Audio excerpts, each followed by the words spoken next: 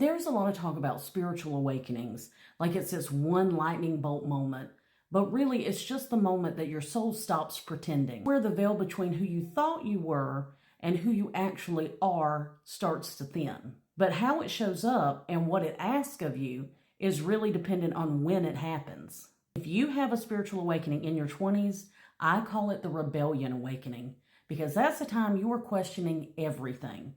You've moved out of your parents' house. It's probably your first taste of independence, and you're pushing back on everything. You have your spiritual awakening while you're still figuring out who you are in this world.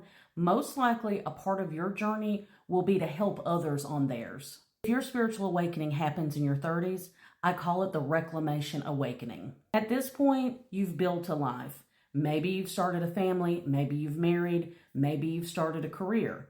But then you start to question, am I stable or am I stuck?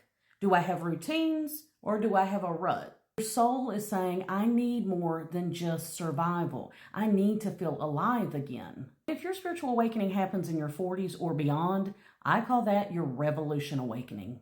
Because at this point, you've probably played all the roles. You've been parent, partner, employee.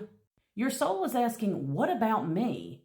And you feel like we're done with the performance. You absolutely stop chasing approval and you work to create peace. Even though it seems really trendy right now to have spiritual awakenings, it's never about changing who you are. It's about stripping away everything that you're not. So whether it was a rebellion, a reclamation, or a revolution, your soul always knows when it's time for you.